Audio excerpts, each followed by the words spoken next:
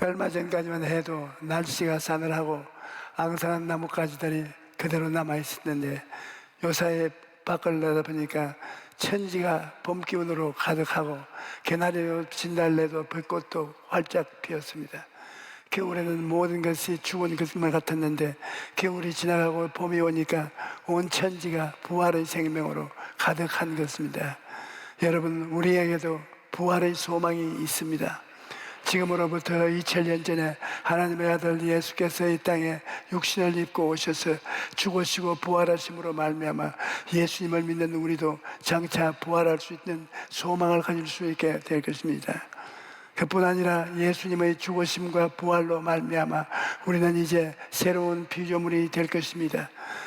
우리는 예수님이 십자가에 죽으실 때 예수님과 함께 죽고 예수님이 부활하실 때 예수님과 함께 부활함으로써 새로운 피조물이 된 것입니다. 그래서 고린도후서 5장 17절에 그런즉 누구든지 그리스도 안에 있으면 새로운 피조물이라 이전 것은 지나갔으니 보라 새 것이 되었다고 말하고 있습니다. 인간은 원래 하나님의 모양과 형상을 따라 지음을 받았습니다. 그러므로 인간은 하나님이 창조하신 모든 생물을 다스리시는 왕같은 제사장을 닮아 지음을 받은 것입니다. 창세기 1장 20절로 28절에 하나님이 자기 형상 곧 하나님의 형상대로 사람을 창조하시고 남자와 여자를 창조하시고 하나님이 그들에게 복을 주시며 하나님이 그들에게 이르시되 생육하고 번성하여 땅에 충만하여 땅을 정복하여 바다의 물고기와 하늘의 새와 땅에 움직이는 모든 생물을 다스리라고 하셨습니다. 그러므로 아담이 죄를 지키지 않는 왕같은 존재로서 3차원의 세계를 정복하고 다스리면서 살았던 것입니다. 그런데 아담이 창조주신 하나님을 반역하자 땅을 다스리던 권세를 잃어버리고 말았습니다. 하나님께서는 아담과 하와가 죄를 지었을 때 땅은 너로 인하여 저주를 받아 너희는 내 평생에 수고하여야 그 소산을 먹으리라. 땅이 내게 가시덤불과 은거키를 낼 것이라고 하셨습니다. 이러므로 인간의 죄로 말미암아 하나님 보시기에 좋았던 땅이 저주받은 땅이 되고 마는 것입니다. 그래서 오늘날 인간의 삶에 가시와 은거키가 가득한 것입니다. 부부 간에도 부모 자식 간에도 부재 간에 가시와 은거키가 돋아나고 직장과 사업에도 가시와 은거키가 돋아납니다. 아무리 치우고 또 치워도 계속 가시와 은거키가 되살아나는 저주와 땅에서 살게 된 것입니다. 또 하나님께서는 아담에게 너는 흙이니 흙으로 돌아가라고 하셨습니다. 아담은 원래 에덴의 동산에서 하나님과 함께 사는 존재로 지음을 받았는데 죄를 지음으로 말미암아 병들고 고통당하고 결국은 죽음과 병원으로 영원한 열망으로 떨어지고 말 존재가 되고 만 것입니다. 이러므로 하나님을 떠난 인간의 삶에는 절대 절망뿐인 것입니다. 그러면 어떻게 해야 이러한 절대 절망에서 일어날 수 있을까요? 어떤 사람들은 도덕적으로 훌륭한 생활을 하면 죽어서 좋은 데 간다 그런 말을 하지만 그것은 잘못된 것입니다. 죄의 값은 사망이기 때문에 인간의 행위로는 결코 구원을 받을 수가 없는 것입니다. 여러분, 인간이 구원을 받는 길은 예수님 한 분밖에 없는 것입니다. 인류가 절대 절망에 빠져 있을 때 예수께서 오셔서 우리를 위해 십자가에서 죽으시고 사흘 만에 부활하셨습니다. 그리고 그의 죽으심과 부활을 통해 우리에게 구원의 길이 되어 주신 것입니다. 로마서 5장 18절에 그런즉 한 범죄로 많은 사람이 정죄에 이른 것 같이 한 의로운 행위로 말미암아 많은 사람이 의롭다 하심을 받고 생명에 이르느니라고 말씀하십니다. 아담 안에서 우리가 다 죽었고 아담 안에서 버림을 당했는데 마지막 아담 예수께서 처음 아담이 가지고 온 죄와 죽음을 다 받으셔서 우리를 대신하여 십자가에서 죽으신 것입니다. 이러므로 우리는 예수 죽음 내 죽음, 예수 부활 내 부활이 되었다는 것을 알아야 됩니다. 우리는 예수님이 십자가에 죽으실 때 예수님과 함께 죽고 예수님이 부활하실 때 예수님과 함께 부활하심으로 새로운 피조물이 다 된 것입니다. 예수님께서 십자가에서 몸짓고 피를 흘려 우리의 죄를 다 청산하시기 때문에 그리스도 안에 들어오면 누구든지 새로운 피조물이 되는 것입니다. 이로운 사람, 거룩한 사람, 치료받은 사람, 아브라함의 복을 받은 사람, 영생복락을 얻은 사람, 영혼이 잘되고 범사에 잘되며 강건하고 생명을 얻되 풍성히 얻은 사람으로 범죄와 변화된 생활을 얻게 되는 것입니다. 여러분, 우리는 예수님을 믿음으로 의롭다함을 얻은 사람이 된 것입니다. 갈라디아서 2장 16절에 사람이 의롭게 되는 것은 율법의 행위로 말미암아야 아니요 오직 예수 그리스도를 믿음으로 말미암는 줄을 알므로 우리도 그리스도 예수를 믿나니 이는 우리가 율법 행위로서가 아니고 그리스도를 믿음으로 의롭다함을 얻으려 함이라. 율법의 행위로서 의롭다함을 얻을 육체가 없느니라고 했습니다.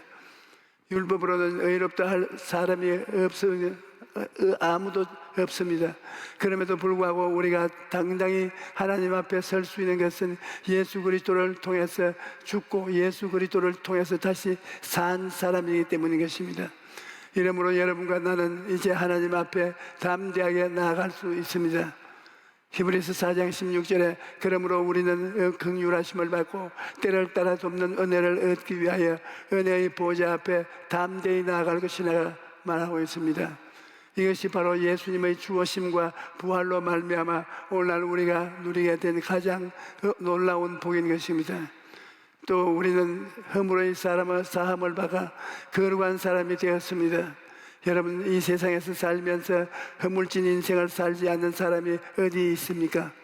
그런데 히브리서 10장 18절에 이 뜻을 따라 예수 그리스도의 몸을 단번에 들이심으로 말미암아 우리가 거룩도함을 얻었노라고 말합니다.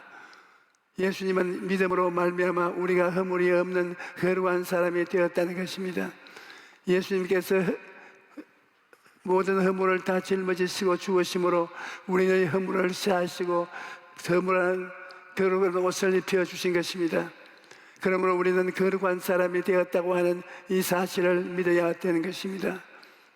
그뿐 아니라 우리는 심신이 치료를 받아 사람이 된 것입니다. 여러분, 아담 이후로 인간은 다 병들었습니다. 영이 병들고 마음이 병들고 몸이 병들고 가정이 병들고 생활이 병들고 세계가 병들었고 역사가 병들었습니다. 오늘날 전 세계가 전염병으로 고통을 당하고 민족이 민족을 대적하여 일어나며 살상과 피 흘림을 즐거워하고 미움과 분노, 시기와 질투, 원한과 원망이 들어차지 않은 곳이 없습니다. 가정으로부터 시작해서 사회와 국가가 세계 전체가 가시밭길을 걸어가며 피투성이가 되어 있는 것입니다. 이러한 병든 세상에 치료받을 곳이 어디 있습니까? 인간이 발견한 정치나 철학이나 과학이나 윤리나 도덕으로 치료함을 받을 수 있나요? 치료함을 받을 수 있다면 오늘날 세상에 이렇게 무섭게 병들어 갈 수 있겠습니까? 여러분, 우리는 치료할 수 있는 분은 오직 예수님밖에 없는 것입니다. 이사야 53장 5절에 그가 찔림은 우리 허물을 내며 그가 상함은 우리의 죄악을 때문이라. 그가 징계를 받음으로 우리는 칭환을 누리고 그가 채찍에 맞음으로 우리는 싸움을 받았도다 라고 말하고 있습니다. 예수님은 완전한 하나님이신 것입니다. 예수님 속에는 무절수나 질병이 하나도 없습니다. 이러므로 예수님의 옷자락에 손만 대어도 그리스도의 완전한 질서가 우리 몸속에 흘러들어오고 마는 것입니다. 예수님께서 근처만 가도 모든 무질서는 질서로, 모든 흑암은 광명으로 변화되어 버리고 마는 것입니다. 이러므로 예수님만이 우리의 치료자인 것입니다. 이러므로 우리는 병들었을 때 예수님을 바라보아야 합니다. 예수님을 바라보면 예수님으로부터 치료의 강물이 흘러내려옵니다. 예수님의 옷자락에 손만 대어도 영적인 병, 마음의 병, 도덕적인 병, 가정의 병, 생활의 병, 모든 병이 떠나가는 것입니다. 게다가 우리는 축복과 형통도 우리 주 예수님 안에서 얻게 되는 것입니다. 요한 3서 1장 2절에 사랑하는 자여 내 영혼이 잘됨같이 내가 범사에 잘되고 건강하기를 내가 간구하노라고 말했습니다. 우리는 그냥 사는 인생이 아니라 항상 모든 것에 넉넉하여 모든 착한 일을 넘치게 하는 인생이 되어야 하는 것입니다. 현재 우리의 삶에 고난이 다가올지라도 예수님을 의지하며 모든 것이 활동하여 선을 이루기 때문에 결국은 그 모든 고난이 축복이 되는 것입니다. 영혼이 잣됨같이 범사에 잣되며 강건하기를 강구한다고 하시기 때문에 우리가 범사에 주님을 모시면 잘 되면 좋고 안 되면 좋지 않으냐, 모든 것이 다 좋게 될 것이라는 것입니다. 그러므로 축복과 형통이 우리에게 주어지는 것을 알고 항상 감사하며 살게 되기를 바랍니다. 그리고 주님은 우리에게 부활과 영생을 주시고 천국 시민이 되게 하셨습니다. 여러분, 우리는 다 잠잘 것이 아니라 그리스도께서 강림하시되 그날에 모두 다 부활의 몸을 입게 될 것입니다. 주께서 호령과 천사장의 소리와 하나님의 나팔 소리로 강림하실 때 주 안에서 죽은 자들이 먼저 일어나고 살아남은 우리도 변화되어 주와 함께 영원히 살게 될 것입니다. 이러므로 우리는 이 세상을 살아갈 때 우리를 사랑하시고 우리를 위하여 십자가에서 죽었다가 부활하신 예수님을 바라보고 살아야 합니다. 셋째로, 십자가에 죽으신 부활하신 예수님께서 우리에게 주신 선물은 바로 성령을 보내어 주신 것입니다. 사도행전 2장 38절에 베드로가 이르되 너희가 회개하여 각각 예수 그리스도의 이름으로 침례를 받고 죄 사함을 받으라. 그리하면 성령의 선물을 받으라고 말했습니다. 예수님은 부활 성천하셔서 하나님 보좌 우편에 앉아 계실 뿐 아니라 오순절날에 성령을 부어주심으로 성령을 통하여 우리 마음속에 강림하셨습니다. 우리 마음이 바로 성령이 거하는 성전인 것입니다. 이러므로 오늘 예수님께서는 여러분과 내 안에 또 내가 예수님 안에 함께 있는 것입니다. 예수님은 우리가 손으로 만질 수가 없고 눈으로 볼 수 없지만 성령을 통하여 우리와 함께 계시는 것입니다. 이러므로 우리가 부활하신 주님과 함께 살아가기 위해서는 성령님을 인정하고 환영하고 모셔드리고 의지해야 합니다. 그런데 성령님은 우리의 생각과 꿈과 믿음과 말을 통해 일하시기 때문에 우리는 생각과 꿈과 믿음과 말을 사용해야 하는 것입니다. 왜 우리는 옛 것은 지나가고 새로운 피조물이 되었다고 생각하고 꿈꾸고 믿고 말해야 됩니다. 그러면 우리에게 와 계신 성령께서 역사하셔서 우리의 삶에 놀라운 변화를 가져다 주시는 것입니다. 여러분은 생각하고 꿈꾸고 믿고 말한다는 것이 얼마나 중요한지 모릅니다. 예수님은 십자가에 죽으시고 부활하심으로 말미암아 우리를 새로운 피조물로 만들으시고 우리에게 오종복음이라는 놀라운 선물을 주셨습니다. 그런데 이 선물을 받아 누리게 하는 것이 바로 4차원의 영생인 것입니다. 나는 예수 그리스도를 통해서 의로운 옷을 입은 사람이다. 나는 거룩한 옷을 입었다. 나는 치료의 옷을 입었다. 나는 축복과 형통의 옷을 입었다. 나는 부활의 영생의 옷을 입었다. 이러한 것을 생각하고 꿈꾸고 믿고 입술의 말로서 고백하면 성령께서 여러분의 생활에 새로운 변화가 다가오도록 역사해 주시는 것입니다. 제가 대저동 천막교회에서 목회하다가 서대문으로 옮긴 지 4개월이 지났을 때 순복음 부흥관이 완공되었는데 그때 성의 좌석이 1,500석이었습니다. 첫날 기념예배에 많은 손님들이 와서 축하를 해주고 그날 저녁에 열린 부흥성회에는 더 많은 성도들이 몰려와서 인상인해를 이루었습니다. 그리고 그날 성회에서 걷지 못한 사람이 일어나 걷게 됐네요. 수많은 하나님의 기적이 일어났습니다. 그런데 이러한 기쁨을 오져가지 않았습니다. 첫 주일 예배 인도하는데 당시 성도들이 많지 않았기 때문에 저에게는 1,500석의 좌석이 너무나 거대하게 느껴졌습니다. 그래서 성도들한테 앞쪽으로 앉으라고 하는데 그 뒤로는 빈 좌석이 너무 많아서 마치 성전이 등 비어있는 것처럼 느껴질 정도였습니다.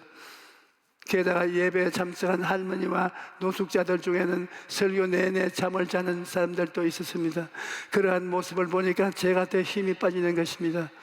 그 다음 날부터 저는 전단지를 만들어서 노방전도도 하고 유명한 부흥 강사를 초청해서 부흥회를 열어보기도 했지만 여전히 교회는 부흥되지 않고 제 마음이 점점 지쳐가고 있었습니다. 그런데 어느 날 토미 리더 목사님과 그 아들이 초청해서 부흥회를 가졌는데 부흥회 마지막 날 토미 리더 목사님의 아들이 저를 찾아왔습니다. 그때 제가 아직 전도사였을 때인데 그분이 저에게 말하기를, 조 전도사님, 제가 간밤에 전도사님에 대한 꿈을 꾸었습니다. 제 꿈에 수많은 군중들이 모여서 누군가 자신들을 이끌어줄 사람을 기다리고 있었습니다. 그런데 잠시 후 조 전도사님이 그들 앞에 나서자 모두들 기뻐서 전도사님이 인도하시는 대로 따라갔습니다. 앞으로 전도사님께서 수많은 양을 인도하시게 될 것이나 보게 됩니다. 이렇게 제게 말한 것입니다. 그가 돌아가고 난 후에 제가 무릎을 꿇고 하나님께 기도하여 시작했습니다. 하나님, 저의 힘으로는 할 수 있는 것이 아무것도 없습니다. 이제 주님만 의지해서 처음부터 시작하겠습니다. 하나님께서 직접 이 교회를 이끌어 주시옵소서. 저는 순종하며 따르겠습니다. 그렇게 기도하고 있는데 갑자기 하늘에서 저희 마음속에 내가 수많은 양을 인도하리라, 그렇게 말씀하시는 것입니다. 그래서 저는 하나님이 말씀하시는 것을 마음속에 꿈꾸면서 그날부터 하루 종일 기도하면서 하나님께 매달렸던 것입니다. 그러나 상황이 금방 달라지는 것은 아니었습니다. 여전히 빈 좌석들이 많았고 강단에 서서 빈 좌석을 볼 때마다 가슴이 답답해서 차라리 눈을 감고 설교하기로 마음을 먹었습니다. 하지만 그때는 저는 있는 것을 있는 것 같이 부르시는 하나님을 믿고 곧 성전을 가득 채울 성도들을 제 마음속에 그렸던 것입니다. 그리고 마음속으로 할렐루야, 오늘 이 성전을 가득 메운 성도 여러분을 환영합니다. 지금 너무 많은 분들이 오셔서 자리가 부족합니다. 불편하시더라도 양해하여 주시기 바랍니다. 그렇게 마음속으로 인사 말씀을 한 후에 온몸이 땀이 젖을 정도로 최선을 다하여 설교했습니다. 그러자 정말로 놀라운 일이 일어났습니다. 매주 20명에서 30명 이상의 새신자로 등록이 내려가더니 1년이 되기 전에 세적 조인이 2,000명을 넘어선 것입니다. 여러분, 우리가 믿는 하나님은 죽은 자를 살리시며 없는 것을 있는 것으로 부르시는 하나님이신 것입니다. 그러므로 하나님을 믿고 꿈을 가져야 하는 것입니다. 꿈을 가지고 없는 것을 있는 것 같이 바라보고 믿고 기도하면 하나님이 역사하셔서 그 믿은 대로 이루어 주시는 것입니다.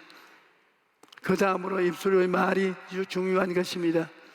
민수기 14장 27절에 그들에게 이르기를, 야훼의 말씀에 내 삶을 두고 맹세하노라. 너희 말이 내 귀에 들린 대로 내가 너희에게 행하리니 라고 말씀했습니다. 그러므로 여러분, 하루 동안 생활할 때 짜증나고 좀 힘든 일이 있더라도 이렇게 말을 하십시오. 나는 새로운 피조물이다. 나는 죄사함을 받고 이롭게 되었다. 나는 치료를 받고 건강하다. 나는 아브라함의 복을 받고 형통함을 얻었다. 이것을 자꾸 말하십시오. 말이라는 것은 속에 있을 때는 내가 컨트롤합니다.